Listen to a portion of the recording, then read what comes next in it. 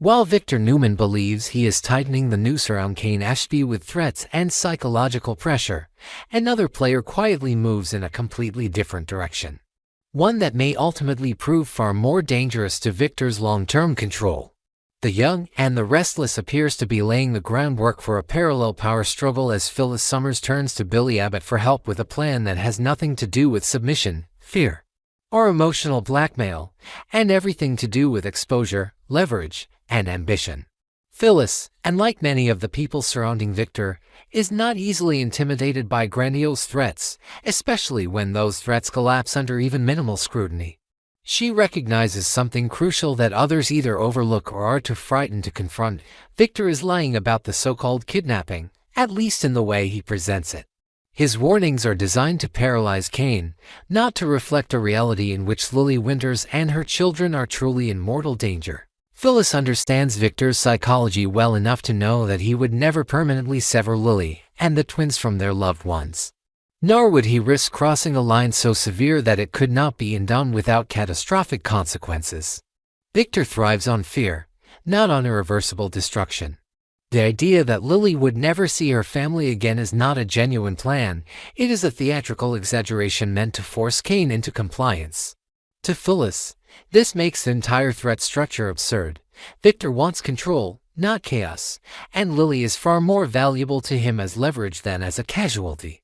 This insight is what convinces Phyllis that Kane surrendering Newman Enterprises would be a tragic mistake, one that hands Victor exactly what he wants while achieving nothing in return. From her perspective, Kane is negotiating from a position of unnecessary weakness, allowing himself to be emotionally cornered when the threat itself is built on a lie. However, Phyllis soon realizes that logic alone will not sway Kane. When Kane makes it clear that he has already made his choice, that he is prepared to give Victor what he wants in exchange for the illusion of safety, the burden of action shifts. Phyllis is forced to confront a familiar crossroads, one that has defined much of her life in Genoa City. Does she respect a decision she believes is fundamentally wrong? Or does she intervene and accept the fallout? Kane's refusal to reconsider leaves Phyllis with no room for half measures. If he will not fight for himself, then she will fight around him, even if it means undermining his authority and provoking his anger. It is in this moment that she turns to Billy Abbott, not as a romantic partner or emotional crutch, but as a strategic ally who understands ambition, resentment, and the intoxicating pull of revenge. Phyllis's plan, as it begins to take shape, is both bold and deeply provocative. She may attempt to wrest control of Newman Enterprises away from Kane entirely, positioning herself as the sole name at the top of the corporate hierarchy. Such a move would not merely block Kane's deal with Victor, it would detonate it. By removing Kane from the equation, Phyllis would eliminate Victor's primary pressure point, stripping him of the narrative that justifies his threats and forcing him into open confrontation rather than shadow manipulation. At the same time, this maneuver would infuriate both men. Kane would see it as a betrayal of trust and autonomy, while Victor would view it as an unforgivable act of defiance. A reminder that Phyllis Summers is one of the few people in Genoa City who refuses to play by his rules. Billy's involvement is not incidental.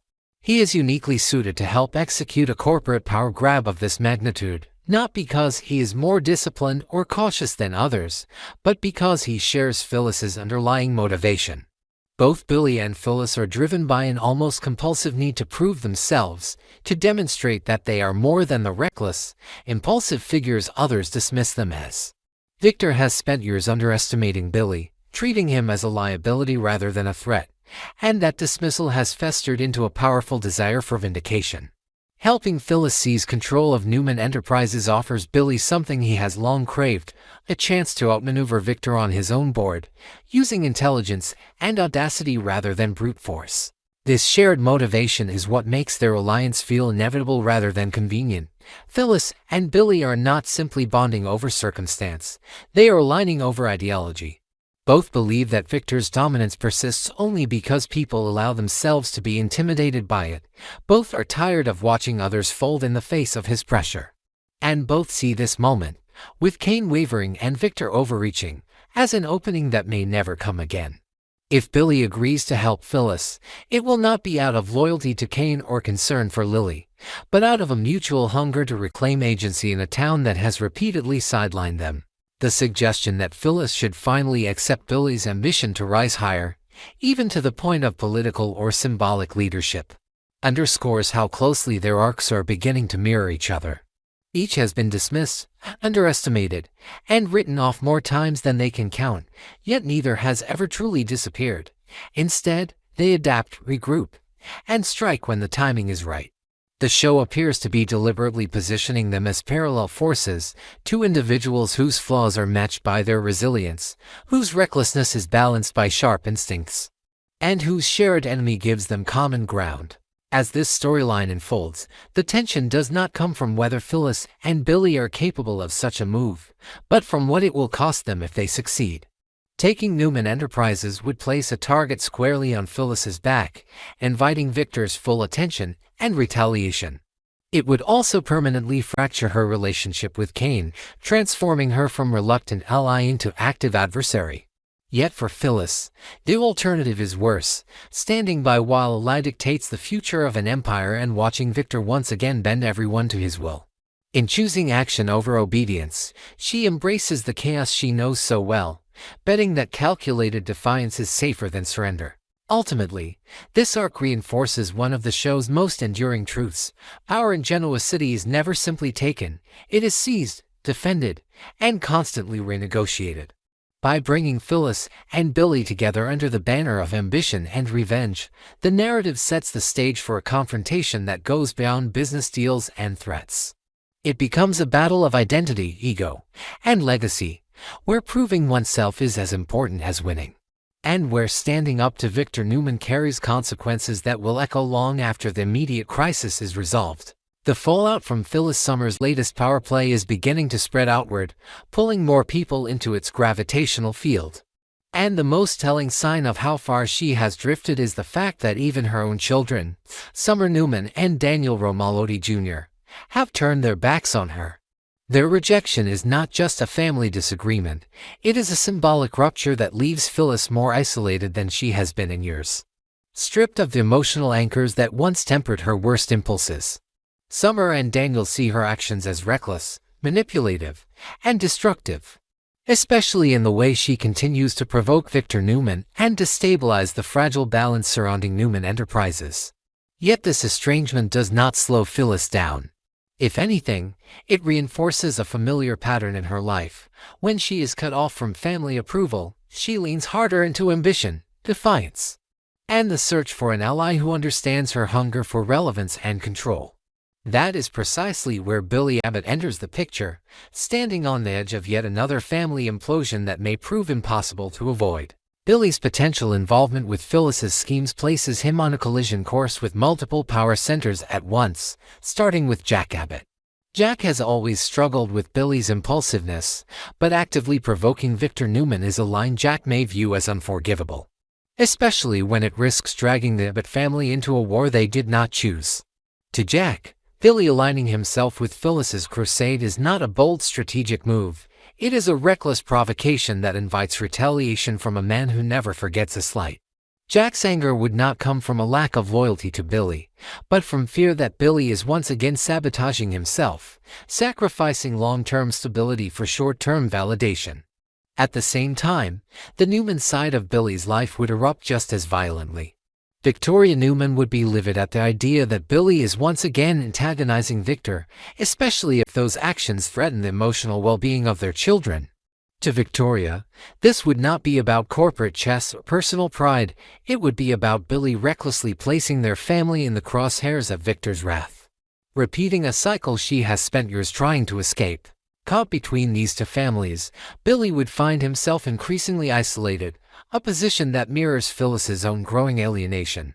This parallel is not accidental.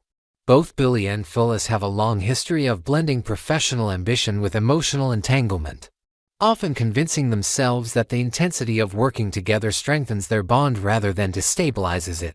Phyllis, in particular, has repeatedly demonstrated that she thrives on partnerships where business and romance feed into one another, creating a sense of shared purpose that blurs moral boundaries.